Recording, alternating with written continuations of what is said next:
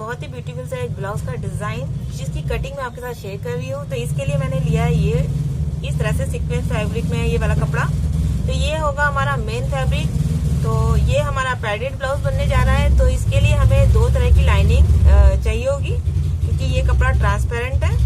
तो जब भी आप पैडेड ब्लाउज बनाते हो और कपड़ा आपका ट्रांसपेरेंट होता है तो हमें दो तरह की लाइनिंग का इस्तेमाल करना ही होता है। तो इसके लिए मैंने ये लिया है एक क्रेप फैब्रिक और एक है हमारा कॉटन का फैब्रिक। ठीक है, तो इस तरह से हमारी दो लाइनिंग हो चुकी है और अब हम इसकी कटिंग स्टार्ट करते हैं। सबसे पहला काम हमें क्या करना है कि जो भी हमारा ये छोटा बड़ा कपड़ा है ना, हमेशा आप सबसे पहला काम यही क्या करो कि कपड़े को सबसे पहले स्ट्रेट एक कटिंग कर लिया करो।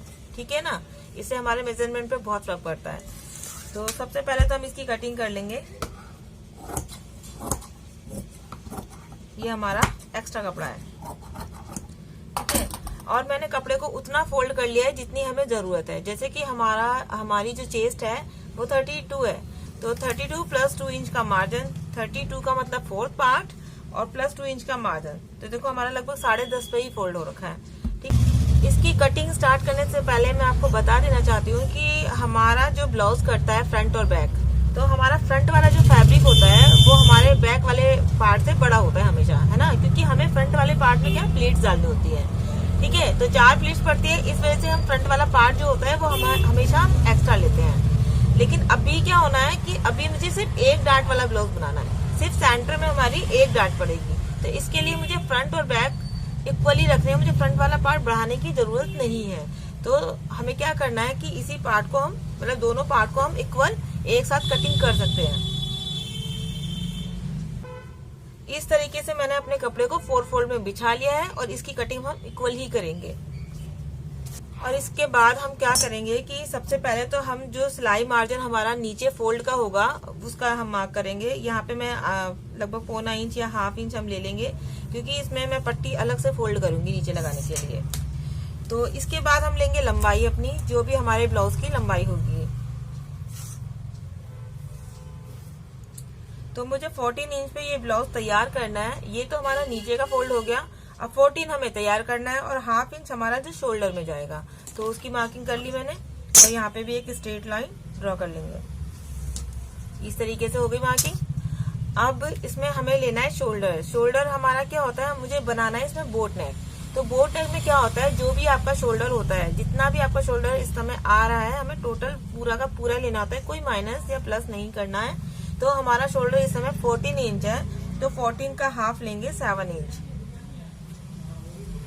ठीक है, क्योंकि बोट नेक होता है या कॉलर वाला होता है तो हमें अपना पूरा ही शोल्डर लेना होता है जितना भी हमारा आ रहा है। ठीक है, इस तरीके से हमें एक लाइन यहाँ से भी आर्म होल के लिए खींच लेनी है, इस तरीके से। ओके, अब हमारा जो बोट नेक की चौड़ाई है वो आप कितना लेना चाहते हो। अब 3.5 से लेकर आप 5, 5.5 तक आराम से ले सकते हो, वो आपकी इच्छा के ऊपर है। ठीक है, तो यहाँ पे मैं 4.5 इंच ले रही हूँ। इस तरीके से मैंने 4.5 इंच रखा है और यहाँ पे ½ इंच डाउन करेंगे। बोट नेक में ½ इंच डाउन करना मतलब कि जो भी आपका छोटा गला होता है, अगर बैक से आपका छोटा गला होता है तो ये डाउन करना बहुत ही ज्यादा जरूरी है, कंपलसरी समझ लीजिए। तो इस तरीके से हमने अपना जो गले की चौड़ाई रखनी थी उसके बाद से मैंने ये ½ इंच कंधा डाउन किया है। ठीक है, जब भी आप छोटा गला बनाएंगे ये डाउन करना बहुत ही ज्यादा जरूरी है। इसके बाद हम अपना आर्म होल लेंगे, जो भी आपको चाहिए, जितना भी आप रखते हो अपने ब्लाउजों में उतना हम यहाँ पे आर्म होल ले लेंगे। यहाँ पे मैंने 6.25 इंच लिया है और फिर इसके बाद में हम अपना चेस्ट वाली लाइन को ड्रॉ करेंगे। ठीक है, तो हमारा जो चेस्ट वाला पॉइंट था वो 8 इंच था, यहाँ पे आएगा। और ये सिलाई मार्जिन आप 2 इंच का जितना भी मतलब आपको रखना है आप रख सकते हैं अपनी इच्छा के अनुसार। तो इस तरीके से यहाँ की मार्किंग हो गई। अब इस समय ये वाली लाइन हमारी ड्रॉ होने के बाद आपको एक बात समझनी होगी कि हमारा जो कॉलर वाला होता है सूट या ब्लाउज या बोट नेक में होता है तो हमारे शोल्डर बढ़ाए जाते हैं, हमारे ये वाला पोर्शन नहीं बढ़ाना है। तो इसे बढ़ाने से क्या होता है, झोल आती है। फिर तो आपको क्या करना है कि यहाँ से 1 इंच आपको कम करना है। जो आपने अभी लाइन खींची आर्म होल के लिए उससे 1 इंच करीब मैंने अंदर की तरफ लिया है। ठीक है, इसको हमें ऐसे करके तिरछा, क्योंकि हमारा जो कॉलर वाले होते हैं या बोट नेक होते हैं तो हमारा शोल्डर बढ़ जाता है, तो हमें यहाँ वाला पोर्शन नहीं बढ़ाना है अपने चेस्ट के पास वाला, क्योंकि फिर यहाँ पे झोल आएगी। ओके, फिर इसके बाद हमें अपने आर्म होल की शेप लेनी है इस तरीके से। और आर्म होल की जो शेप होती है वो भी हम फिटिंग वाले मार्क तक करते हैं, ऐसे करके ना, ऐसे नहीं करते हैं। ठीक है, मार्जिन वाली लाइन से आपको नहीं करना है, फिटिंग वाले मार्क से करना होता है, क्योंकि ऐसे करने से क्या ना, ये हिस्सा आपका बढ़ जाता है। ठीक है, तो आपको चेस्ट वाला जो पॉइंट आया है आपका, वहां तक आपको आर्म होल की शेप देनी है। और इसके बाद में आ जाते हैं हम नीचे की तरफ। तो कमर है हमारी 26, तो 26 का हम 4th पार्ट लेंगे तो 6.5 आएगा, 6.5 इस तरह से। तो हमें एक डार्ट वाला बनाना है, तो एक डार्ट के लिए तो हमें मार्जिन लेना पड़ेगा ना, तो उसके लिए मैं यहाँ पे मार्जिन ले रही हूँ। आप 1 से 1.25 इंच तक या 1.5 इंच तक ले सकते हो, तो मैंने यहाँ पे 1.25 इंच लिया है। ठीक है, इसके बाद में आपको सिलाई मार्जिन लेना है 2 इंच का। ठीक है, ये तो हमारा जहाँ पे अब एक डार्ट डालेंगे ना, उसमें चला जाएगा ये वाला मार्जिन। इसके बाद आपको स्ट्रेट इस तरह से लाइन ड्रॉ करनी है। अब इसकी हम कटिंग कर लेते हैं।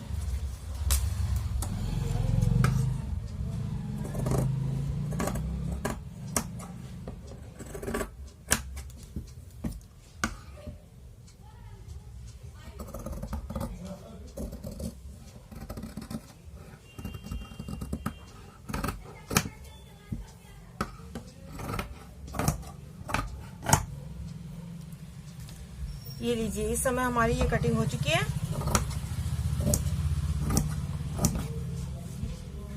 और जो आपका चेस्ट वाला पॉइंट है, इस पे हम लगा लेते हैं निशान इस तरह से, नोचिस का। ठीक है, अब इसमें जो आर्म होल की शेप है ना, वो आपको यहां से देनी है। ठीक है, जो हमने अंदर लिया है ना, ये 1 इंच उस वाली लाइन पे। ठीक है, तो इसकी भी हम कटिंग कर लेते हैं। और बैक वाला पार्ट हटा लेना, कभी साथ में ही कटिंग कर दो। इस तरह से हम आर्म होल की अंदर वाली शेप भी दे देते हैं। ये लीजिए, ये हो गई शेप। ठीक है, अब हम इसके गले की कटिंग भी कर लेते हैं। तो गले की कटिंग हमें थोड़ा यहाँ पे ना पान की शेप में देना है, तो यहाँ से भी मैं 4.5 ही ले रही हूँ इस तरह से, और इधर से भी हमने 4.5 ही लिया था।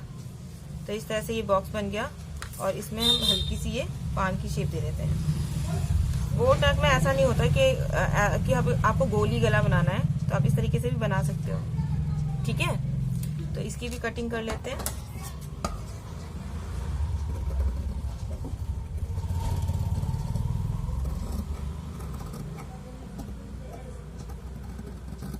इस तरीके से, ये देखो, बढ़िया। अब हम अपने बैक वाले पार्ट को लेंगे। अब इसमें हम अपने डिजाइन की करते हैं कटिंग। तो जो इस ब्लाउज में एकदम मेन हाईलाइट होगा, तो कटिंग के लिए सबसे पहले तो हम गले की जो चौड़ाई हमने ली थी उसकी मार्किंग कर ली हमने, है ना। फिर आप पीछे का जो हम नेक लेंगे वो लेंगे हम 1.5 इंच पे, इस तरीके से। यहाँ से हम लेंगे 3 इंच, 3 इंच पे एक मार्किंग करेंगे, और इसको ना एक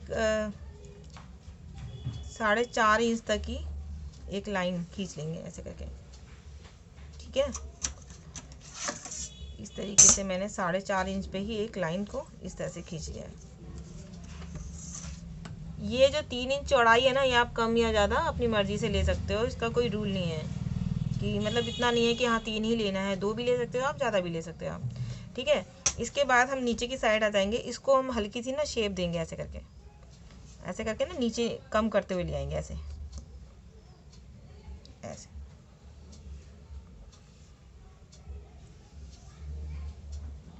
इस तरीके से आपको और थोड़ा सा कम करना है तो कर लेते हैं, थोड़ा सा इसको थोड़ा सा और कम कर लेते हैं इस तरीके से। ठीक है, इस तरीके से हम इसकी कटिंग कर लेते हैं। सबसे पहले तो हम कटिंग कर लेते हैं इसकी, ठीक है ना, क्योंकि ये जो 3 इंच है ना, इसमें अभी थोड़ा देखो यहाँ से भी सिलाई में जाएगा, यहाँ से भी सिलाई में जाएगा, तो वैसे भी ये कम ही रहने वाला है। यहाँ पे हम प्लेट की भी एक मार्किंग कर लेते हैं कि यहाँ पे हमें अपनी प्लेट डालनी है। तो ये लो, यहाँ पे निशान लगा दिया। अब इसकी हम शेप की कटिंग कर लेते हैं जो हमने दी है इसे, ये इस तरीके से। ठीक है, बैक जो है हमारा पूरा ओपन बन रहा है, तो कमर पे हमारे इसमें डोरियां लगेंगी। तो इस तरीके से ये देखो हमारा बैक का डिज़ाइन इस तरह से बन के रेडी होने वाला है। तो ये देखो, है ना, इसको हम बना के तैयार करेंगे और यहाँ पर हमें 2 डोरियां देनी है। 2 डोरियों के साथ इसका ये बंधेगा। ठीक है, देखो इस तरीके से मेरी ये कटिंग ना कंप्लीट हो चुकी है। हमारा जो डिज़ाइन बनेगा कुछ इस तरीके से बनने के बाद आने वाला है। तो इसी के बराबर मैं क्रेप वाला जो फैब्रिक है वो मैं कट कर लूँगी, ये वाला। और इसके बाद मैं ये भी सेम ही हमारा कटिंग होगा। मेरे सारे इक्वल पार्ट कटिंग हो जाएंगे हमारे।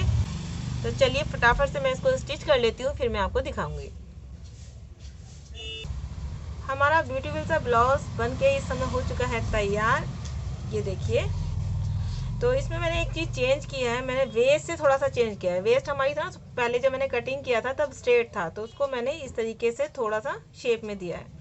ठीक है, स्लीव हमने इसकी इस तरह से निकाली है प्लेन, और इसमें इस तरह से थोड़ा सा बॉर्डर दिया है और लेस लगाई है। पूरे ब्लाउज में हमने एक पतली सी ना एक लेस का काम किया है। ठीक है,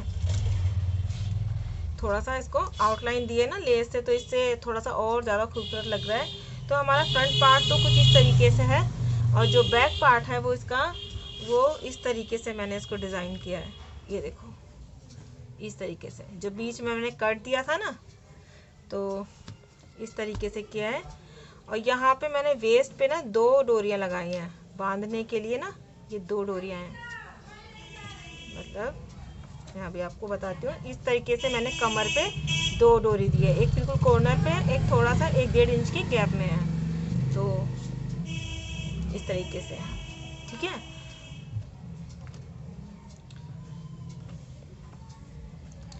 इस तरीके से तो ये डोरियाँ हो चुकी हैं यहाँ पर, इसको हम बांध लेते हैं। ये हमने इसको यहाँ पे बांध लिया है, और इसमें भी पूरे में ही उसी लेस से मैंने आउटलाइन की है। और इसका जो ऊपर वाला पार्ट है ना, उसमें इस तरह से ना टसल्स लटकाए हैं। देखो इससे कितना खूबसूरत लग रहा है ब्लाउज। देखो इस तरह से हमारा ये ब्लाउज बनके एकदम रेडी हो चुका है। आप लोगों को मेरा ये ब्लाउज का डिज़ाइन कैसा लगा मुझे कमेंट कीजिएगा, और लाइक कीजिएगा, ज़्यादा से ज़्यादा शेयर कीजिएगा। सब्सक्राइब नहीं किया तो प्लीज़ कर दीजिएगा। मिलते हैं अगले वीडियो में, तब तक के लिए राधे राधे।